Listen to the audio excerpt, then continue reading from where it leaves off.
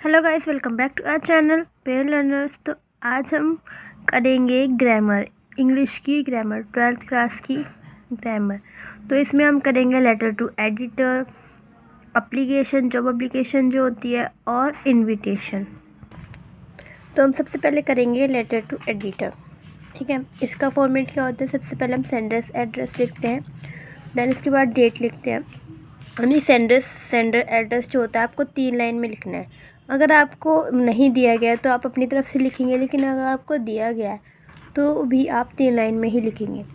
Then उसके बाद आप 1 लाइन ज़रूर छोड़ेंगे, उसके बाद फिर डेट लिखेंगे, फिर लिखेंगे द एडिटर न्यूज़पेपर नेम, यानी जिस न्यूज़पेपर को आप लिख रहे हो उसके एडिटर को आप लिखोगे।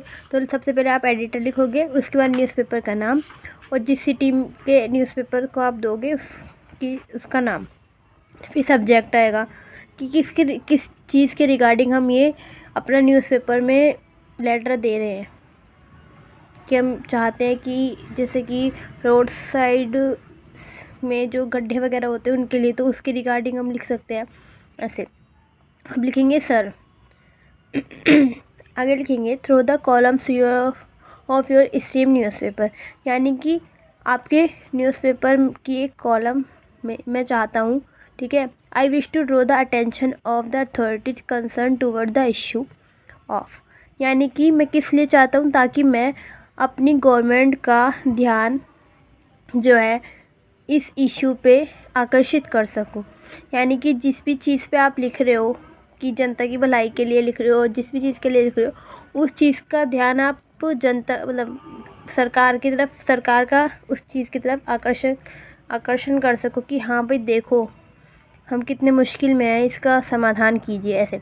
तो एज अ रिस्पॉन्सिबल सिटीजन, यानी मैं एक रिस्पॉन्सिबल सिटीजन हूँ, एक नागरिक हूँ देश का। I am really sad and bad condition for this, यानी मैं बहुत बुरा लग रहा है मुझे और मैं बहुत ही गंभीर हालत में हूँ इसकी वजह से। और आगे आप ऑफ के बाद लिख सकते हैं क्या क्या प्रॉब्लम होती है, कि जैसे कि रोड में बहुत सारे गड्ढे वगैरह होते हैं, इस चीज़ पे आप लिख रहे हो तो गड्ढे होते हैं, ट्रैफिक हो जाता है, कीचड़ हो जाते हैं, कपड़े गंदे हो जाते हैं, वगैरह वगैरह। ठीक है, it is high time that attention should be taken by the government and media together, यानी ये ही समय है या ये वो समय है जिस टाइम आप एक्शन लीजिए, गवर्नमेंट एक्शन ले और मीडिया भी उस सब अपना सपोर्ट करे उसमें। ठीक है, to great awareness among the message to mobilise the society, ताकि जो मीडिया गवर्नमेंट इस पे एक्शन ले और मीडिया जो है वो इस खबर को फैलाए, ताकि जो जनता है वो इससे जागरूक हो और ऐसी समस्याओं से बचे। ठीक है, general public should also the more vigilant, यानी जो जनरल पब्लिक है, आम जनता है, वो इससे सावधान रहे। I hope my letter would find a place in your newspaper, यानी कि आज मैं आशा करता हूँ कि मेरा ये जो लेटर है ये आपकी न्यूज़पेपर में जगह प्राप्त कर पाएगा, प्लेस मिलेगा, इसे जगह मिलेगी कि आपके न्यूज़पेपर में ये अपना लेटर, इस लेटर द्वारा मैं जनता तक ये बात पहुंचा सकूं, सरकार तक ये बात पहुंचा सकूं। And the authorities concern would look into the matter urgently, ताकि सरकार जो है, अथॉरिटीज़ जो है वो इस पर जल्दी से जल्दी कार्रवाई कर सके या उसको सुधार सके। फिर थैंक यू लिख देंगे आप, योर ट्रूली, और आप जिसका भी नाम दे रखा है उसमें उसका नाम लिख देंगे। That's it. अब आती है हमारी जॉब एप्लीकेशन। तो इसमें भी सबसे पहले सेंडर एड्रेस लिखना होता है। ठीक है, 3 लाइन में ही लिखना होता है और 1 लाइन इसमें छोड़नी होती है और डेट लिखनी होती है। ठीक है, उसके बाद हमें designation of reserve as address, यानी जो रिजर्व करेगा उसका एड्रेस लिखना है यहाँ पे। फिर सब्जेक्ट, यानी जिस पोस्ट के लिए हम अप्लीकेशन लिखने हैं, तो application for the post of जिस भी चीफ के, मतलब चीफ शेफ या मैनेजर, अकाउंट मैनेजर या टीचर के लिए, जिस भी के लिए आप लिख रहे हो। उसके बाद आता है सर। फिर आता है in response to your advertisement in the newspaper, यानी कि आपके एडवर्टाइजमेंट में आपने जो न्यूज़पेपर में एडवर्टाइजमेंट दिया था उसको मैंने देखा, न्यूज़पेपर का नाम ये था, और यहाँ पे इसके बाद डेट आ जाएगी। फॉर द पोस्ट ऑफ, यानी कि इस पोस्ट के लिए आपने ये एडवर्टाइजमेंट दी थी, ठीक है। उसके बाद आएगा I hear bye offer my candidate for the same, यानी कि जिस ऑफ़र के लिए आपने ये एडवर्टाइजमेंट दिया है वो, और मैं जो जॉब चाहता हूँ वो सेम है, यानी मैं जो जॉब चाहता था ये वही एडवर्टाइजमेंट है, वैसा ही एडवर्टाइजमेंट है। ठीक है। I have required qualification and experience for the above post, यानी कि मेरे जो हर चीज़ मेरे पास रिक्वायर्ड क्वालिफिकेशंस है, एक्सपीरियंस भी है हर एक पोस्ट के लिए। अब मेरी पर्सनैलिटी के बारे में बताया जाएगा यहाँ पे कि I have a pleasant personality, I am young and dynamic, I have good communication skill in English and regional language. यहाँ पे आप हिंदी भी लिख सकते हो, रीजनल लैंग्वेज भी लिख सकते हो।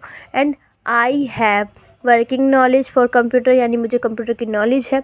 I assure you of best service if select, यानी कि मुझे पता है कि आप जब मुझे सेलेक्ट करोगे कि मुझे बेस्ट सर्विस ही मिलेगी, यानी बेस्ट सर्विस दी जाएगी जब अगर मैं सेलेक्ट होता हूँ तो I am includes my biodata for your personally, यानी कि मैं अपना बायोडाटा आपको सेंड करता हूँ या आपको सेंड ही करेगा भी ऑब्वियसली।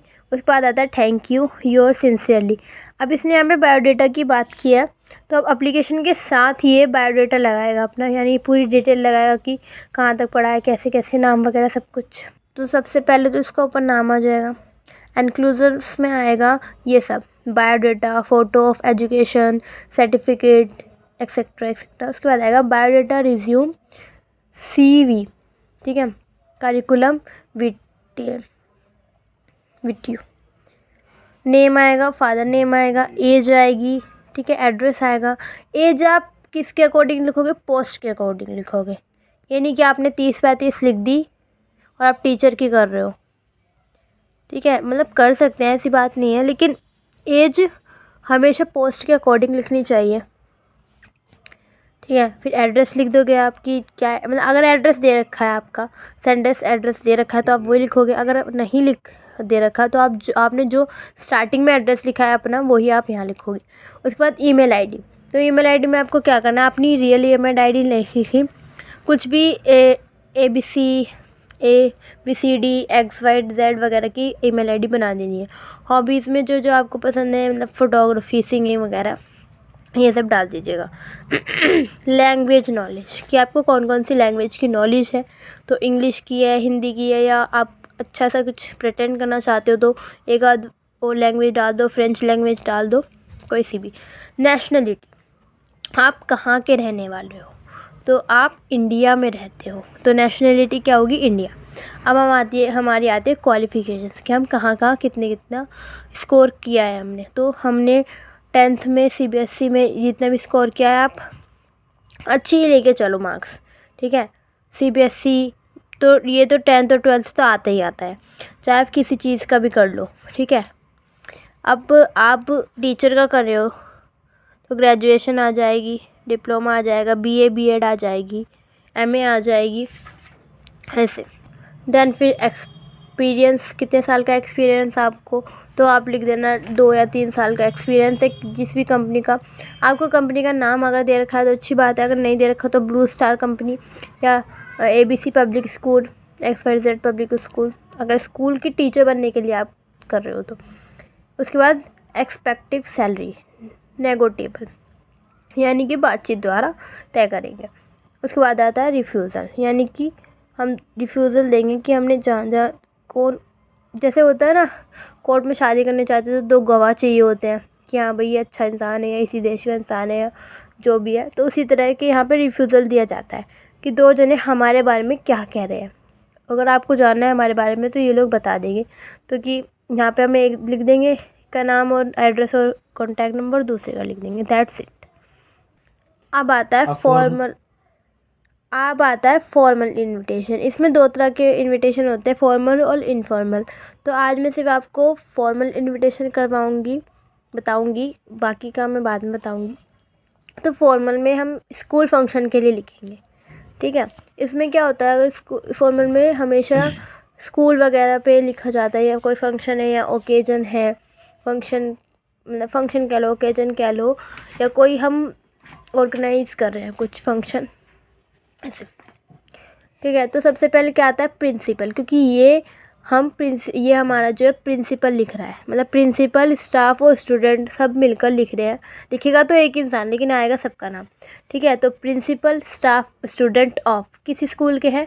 अगर स्कूल का नाम दे रखा है, ब्लू स्टार दे रखा है तो ब्लू स्टार लिख देना आप, लेकिन अगर नहीं दे रखा तो ABC पब्लिक स्कूल या XYZ पब्लिक स्कूल, ठीक है। उसके बाद या तो आप यही लाइन लिख दीजिए कि cordially invite you on the occasion of, या फिर लिख सकते हैं टेक इनवाइट इन, जो भी फंक्शन का नाम है, ठीक है, या इवेंट का नाम है, तो आप वो लिख दोगे। उसके बाद लिखोगे कि as per detail given below, यानी कि ये डिटेल है कि इस दिन है, इस टाइम पे है, वेन्यू ये है कि कहाँ होना है और चीफ गेस्ट कौन है, ठीक है। उसके बाद लिखेंगे RSVP, ठीक है, या तो यहाँ पे आप प्रिंसिपल लिख दोगे या एडमिन ऑफिसर लिख दोगे, उसका फ़ोन नंबर लिखोगे। उसके बाद नोट कि एंट्री किस गेट से होगी, गेट नंबर 2 से होगी, और प्रोग्राम ओवरलैप, यानी आधे दिन तक चलेगा या जितने टाइम तक चलेगा।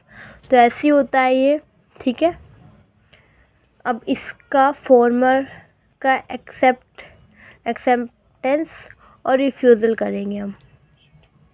ये जो है ये हम फैमिली में भी लिख सकते हैं, किसी मेंबर को बुला रहे हैं तो स्कूल के लिए भी लिखा जाता है। तो एक्सेप्टेंस यानी इसको एक्सेप्ट करेंगे, तो हम सबसे पहले किसका नाम लिखेंगे, अपना नाम लिखेंगे कि हम मैं और मेरा मिसेस, यानी सबसे पहले लेडी का नाम आएगा फिर जेंट्स का नाम आएगा, ठीक है। उसके बाद ऑफ द रिप्लाई, यानी जिसको मैं रिप्लाई कर रही हूँ, थैंक यू कह रही हूँ, ठीक है, तो थैंक यू, फिर उसका नाम, उसकी मिसेस का नाम, of the receive of the reply, यानी मैं इसको रिसीव कर रहा हूँ, रिप्लाई दे रहा हूँ।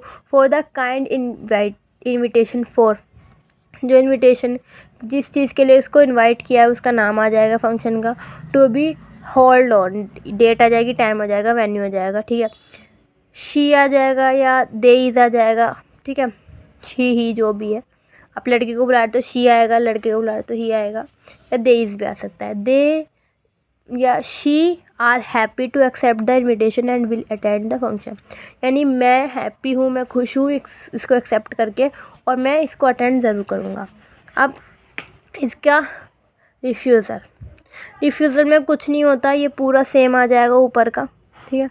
बस इसमें नीचे क्या आ जाएगा, ठीक है, आ जाएगा inability to attend the function due to prepare engagement, due to prepare operation with doctor, appointment with doctor, यानी कि हम रीज़न बताएंगे कि हम क्यों नहीं आना चाहते। थैंक यू भी कहेंगे कि आपने हमें इनवाइट किया वगैरह वगैरह, लेकिन हम यहाँ पे लिख देंगे कि हम नहीं आ सकते, ठीक है। बस आज के लिए इतना ही। अगर आपको वीडियो अच्छी लगी तो लाइक कीजिएगा, सब्सक्राइब कीजिएगा, कमेंट कीजिएगा।